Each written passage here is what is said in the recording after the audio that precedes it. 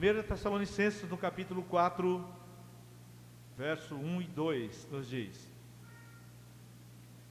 Finalmente, irmãos, vos rogamos e exortamos no Senhor Jesus que, assim como recebestes de nós, de que maneira convém andar e agradar a Deus, assim andai, para que continueis a progredir cada vez mais.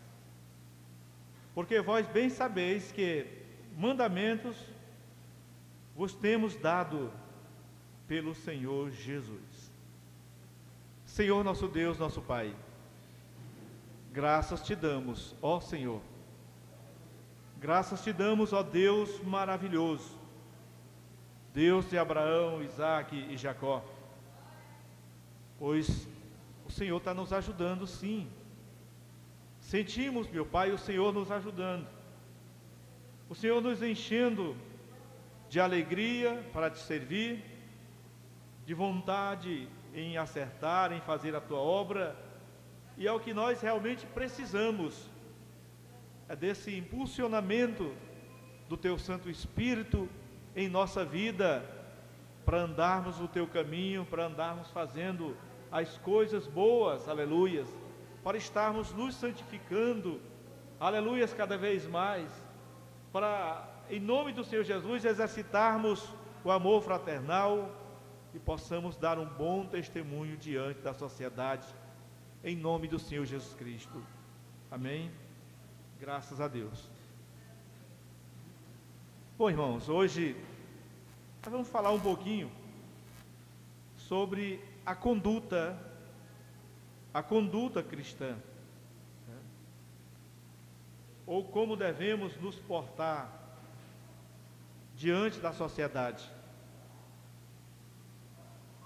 Isso é primordial, e isso é testemunho, é justamente isso. Enquanto vivermos neste mundo, estamos sujeitos às mesmas tentações, às mesmas tribulações, ser atraídos pelas mesmas coisas que o mundo oferece, mas é conveniente sermos perseverantes. E para então termos uma conduta em conformidade com a palavra de Deus, para que a igreja tenha uma conduta em conformidade com a vontade do Senhor, é preciso ela ser vigilante. É preciso ser vigilante. É preciso perseverar em santificação. É preciso perseverar no exercício da palavra, né? Ou no exercício do amor fraternal. É preciso exercitar, sim, também no trabalho honesto. Nós focamos aqui 3 coisas principais, que é a santificação, o amor fraternal e também o trabalho honesto. Coisas que são demonstradas no dia a dia neste mundo, e que a igreja precisa, que nós precisamos dessa conduta em santificação, no amor fraternal e no trabalho honesto. Será que nós podemos entender isso? Será que nós entendemos o que realmente é santificação? O que realmente é amor fraternal?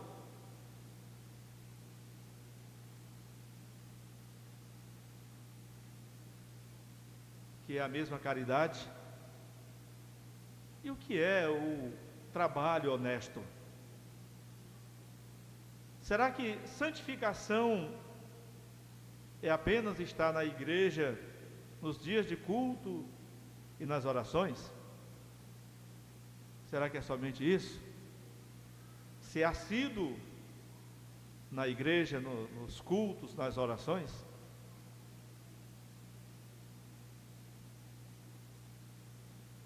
O que é de fato o amor, o exercício do amor fraternal?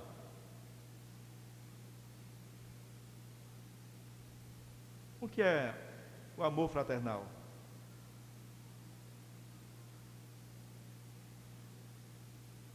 Então, irmãos, nós vemos que essa é a conduta da igreja: santificação, amor fraternal, trabalho honesto. E são justamente essas coisas que o mundo observa no crente. Se ele é uma pessoa santa, que vive se santificando,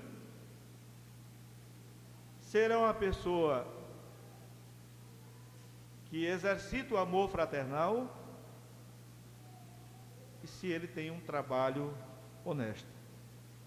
Observe que é isso que o mundo observa em nós, nos crentes. Mas, quando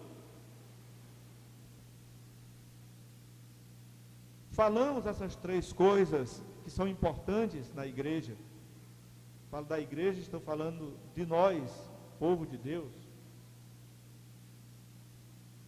Se tivermos esse exercício no dia a dia, nós estamos em comunhão, estamos no exercício da comunhão com Deus. Certamente estamos nesse exercício. Eu gostaria que os irmãos observassem aí o que está escrito em 1 Tessalonicenses, no capítulo 4,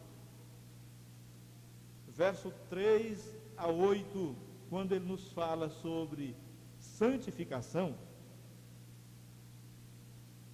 O apóstolo aconselhava aos Tessalonicenses a santificação, usando as seguintes palavras: porque esta é a vontade de Deus, a vossa santificação, que vos abstenhais da prostituição,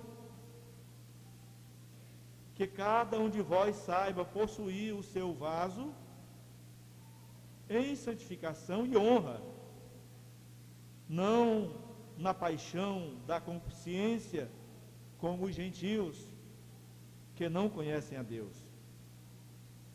Ninguém oprima ou engane o seu irmão em negócio algum, porque o Senhor é vingador de todas estas coisas, como também antes vô-lo dissemos e testificamos. Porque não nos chamou Deus para a imundície, mas para a santificação. Portanto, quem despreza isso, não despreza o homem, mas sim a Deus, que nos deu também o seu Espírito Santo. Então observe que, quando se trata da santificação, está inteiramente ligada à purificação do corpo, a abstenção das coisas imundas, das coisas que contaminam o nosso corpo. Dentre elas é mencionado aqui a prostituição, que a pessoa comete contra o próprio corpo, suja o próprio corpo, contamina a alma, perde a comunhão com Deus e dá um mau testemunho diante da sociedade. Então, quando o Senhor recomenda essas coisas, quando usa o seu servo, o apóstolo Paulo aos Tessalonicenses, ele estava vendo justamente isso, que que a igreja não estivesse conivente com o que o mundo, ou com o mundo, que a igreja fizesse a diferença e não fosse igual ao mundo. Cada um de vós saiba possuir o seu vaso em santificação e honra. Quando é que se desonra a outra pessoa, por exemplo? Não é quando você falta com respeito com ela? É isso. Quando é que você desonra o seu próprio corpo? Não é a mesma coisa? Então a contaminação do corpo está aí. E ele chega a dizer com mais clareza: não nas paixões de concupiscência, como os gentios, como os estrangeiros, como os ímpios, que não entendem nada da palavra de Deus, e por isso têm uma vida desregrada, e de erros, e de pecados, de prostituição, de adultérios, por não conhecerem, pois são estrangeiros. E diz assim, olha, se é um crente, se é um servo de Deus, a recomendação é: ninguém oprima ou engane o seu irmão. O rapaz não engane a moça não engane o rapaz, ou não induza ao mal. Porque o Senhor é vingador de todas essas coisas, como também antes vô-lo dissemos e testificamos. O Senhor não nos chamou para a imundícia, mas para a santificação, para sermos diferentes. Foi para isso que o Senhor nos chamou, para a santificação. Agora, essa questão não é o irmão procurar se o outro está se santificando, procurar o defeito do outro, onde o outro caiu em pecado, onde o outro fez isso ou aquilo. É uma recomendação para si. É uma palavra onde todos devem examinar a si mesmo.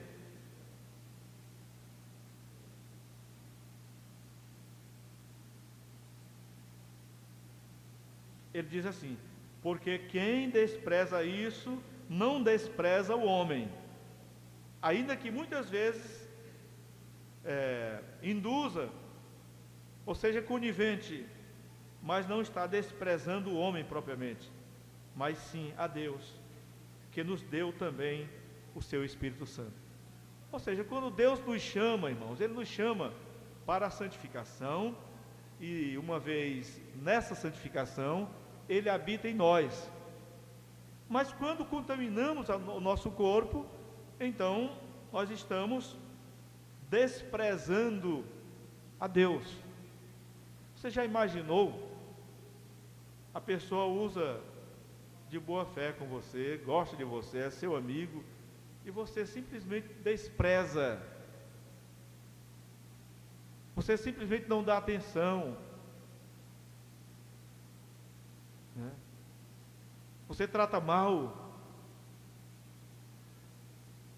Jesus Cristo é o nosso amigo, e quando Ele faz essas coisas, Ele está querendo o nosso bem, o melhor para todos nós. Ainda falando em santificação, em Hebreus, no capítulo 13, verso 4, ele dá uma recomendação para que se saia dessa contaminação terrível que nos distancia de Deus, que nos afasta de Deus. Ele mostra a solução e diz: venerado seja entre todos o matrimônio e o leito sem mácula, porém os que se dão à prostituição e aos adultérios, Deus os julgará. Então ele recomenda o quê? Ao casamento. Isso é lícito, mas proteja o seu casamento. Proteja. Que seja sem mácula, que seja sem defeito. Não é porque também são casados que podem andar em qualquer lugar, em qualquer ambiente, em qualquer outro lugar.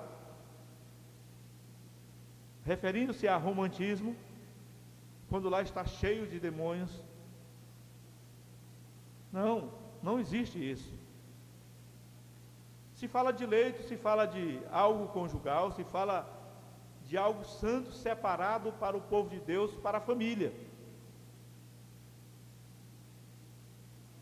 E é isso que ele diz: venerado, ou seja, adorado, seja entre todos o matrimônio. Isso é agradável a Deus, a santificação, o matrimônio, o casamento, para que haja o livramento dessas coisas, para que possa lutar contra o diabo, com a boa consciência. Porque a primeira coisa que acontece quando a pessoa não está em santificação é a consciência. Em 1 Coríntios, no capítulo 6, ainda falando sobre isso,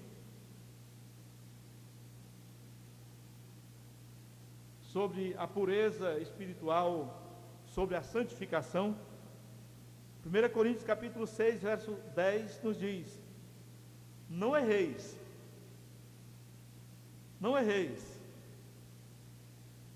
nem os devassos, nem os idólatras, nem os adúlteros, nem os efeminados, nem os sodomitas, nem os ladrões, nem os avarentos, nem os bêbados, nem os maldizentes, nem os roubadores herdarão o reino de Deus. Veja que a primeira palavra é: não erreis.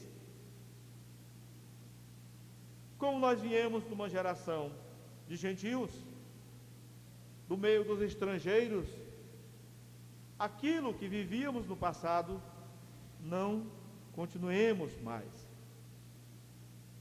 Aquela velha criatura morreu, ela não existe mais, porque nem os devassos, a devassidão, a idolatria, o adultério, os efeminados, está tudo no meio da contaminação. O pecado, a contaminação terrível, o afastamento da comunhão para com Deus, isso gera morte. Eu acho que é justamente isso que falta hoje em dia nas pregações, nas mensagens. Já houve um tempo em que os pastores pregavam sempre: arrependei-vos, arrependei-vos, chamando o povo lá do meio do pecado para a santificação. E hoje em dia só se ouve direitos e mais direitos: você tem direito a isso, você tem direito àquilo, você já é abençoado, você já tem a salvação, você já merece ter riqueza, ganhar muito dinheiro, ter um carro do ano, ter casa nova. É tudo isso, tudo nesse sentido. Você já merece tudo isso. Só falta conhecer o que é pecado, o que é contaminação, pecado contra o próprio corpo, que nos afasta de Deus. Outra coisa, além da santificação, nós falamos uma outra coisa aqui, que foi o amor fraternal ou a caridade, que deve existir em nossa vida o exercício do amor fraternal. 1 Tessalonicenses, no capítulo 4, verso 9 e 10, nos diz o Senhor: quanto, porém, ao amor fraternal, não necessitais de que vos escreva, visto que vós mesmos estáis instruídos por Deus, que vos ameis uns aos outros, porque também já assim o fazeis para com todos os irmãos que estão por toda a Macedônia. Exortamo-vos, porém, a que ainda nisto continueis a progredir cada vez mais. Aqui ele já encontrou uma situação boa, onde já havia o exercício do amor fraternal, o exercício da caridade. O que é caridade? É justamente cuidar do outro. É justamente isso. Quando se trata de ver o bem-estar do outro, você sai do centro e põe o outro no centro. E ajuda o outro a permanecer fiel a Deus. Ajuda o outro a continuar em santificação, no aconselhamento ou na ajuda no que for preciso, para que o seu próximo, ele permaneça em comunhão com Deus, não se afaste da presença do Senhor. Então esse é o amor fraternal. Ainda em 2 Tessalonicenses, no capítulo 3, verso 13, também está escrito assim. Como é que está escrito? E vós, irmãos, não vos canseis de fazer o quê? De fazer o bem.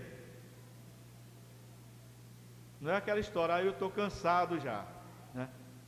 Já me cansei disso. Eu não fiz nada com ele, eu não fiz nada com ela, mas eles só me tratam assim. Ali não tem mais jeito. Não tem mais jeito. Mas a recomendação para nós, crentes, para a igreja é: não vos canseis de fazer o bem. É aquela mesma palavra que diz: cuida de ti mesmo e da doutrina, porque fazendo assim, salvarás tanto a ti mesmo, como os que te ouvirem. A outra coisa necessária, além de fazer o bem, do exercício do amor fraternal, que nós mencionamos no início, é o trabalho honesto.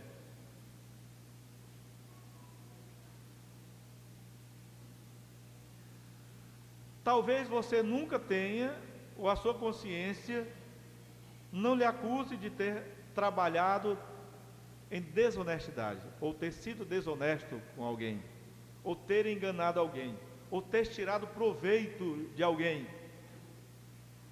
né? Para ganhar mais. Talvez não, mas talvez sim. Mas o Senhor recomenda para aqueles que saíram de lá do mundo, agora tem uma novidade de vida.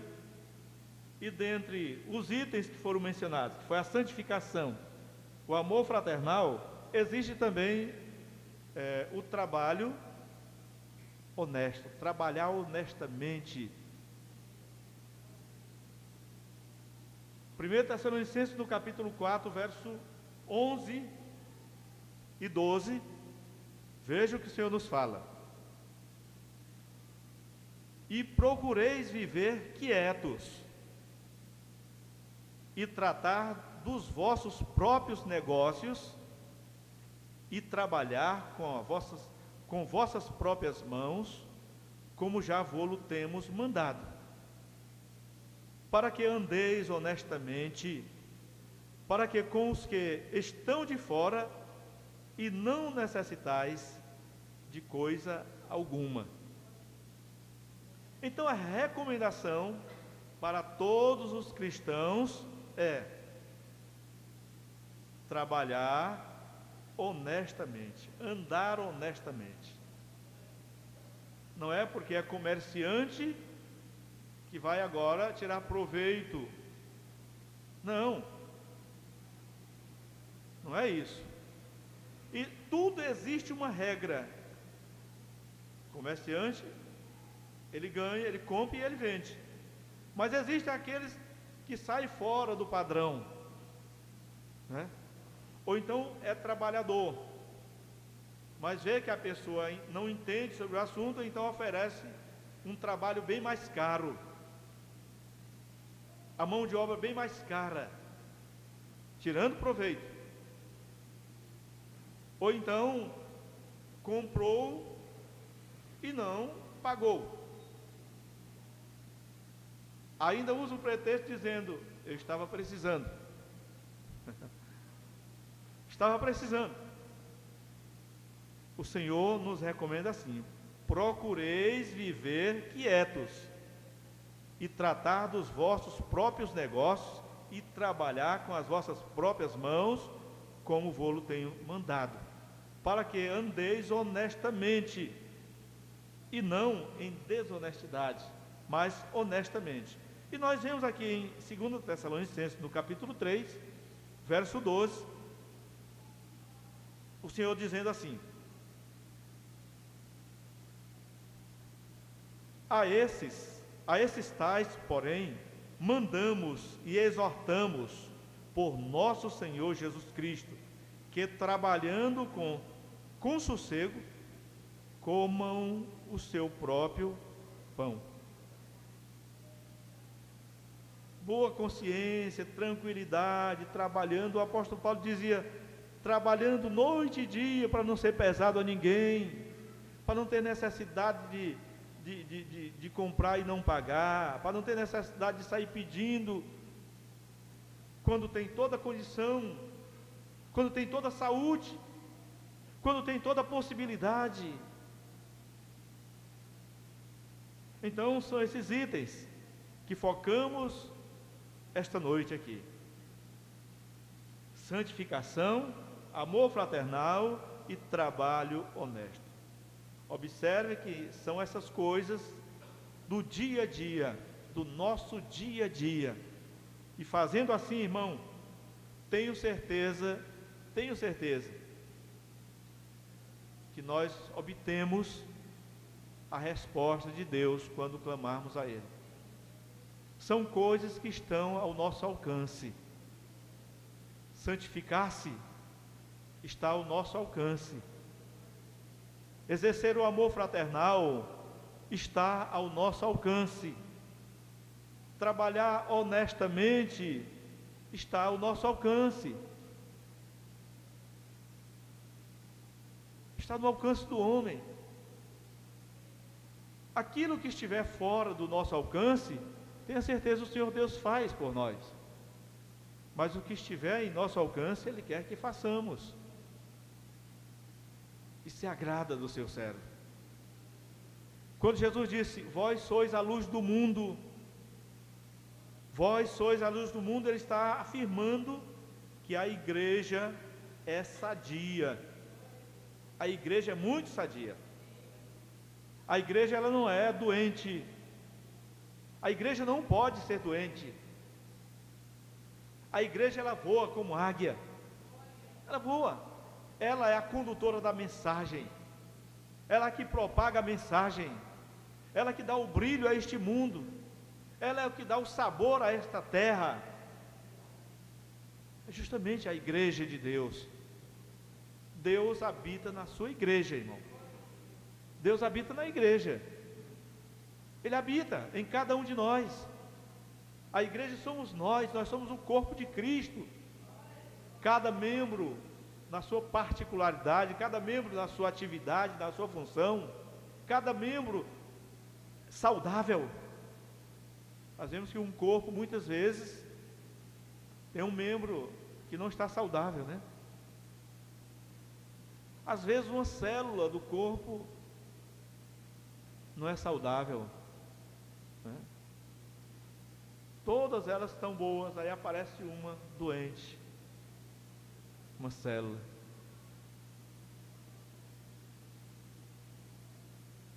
Com câncer, né? E ela começa a batalhar ali, ó.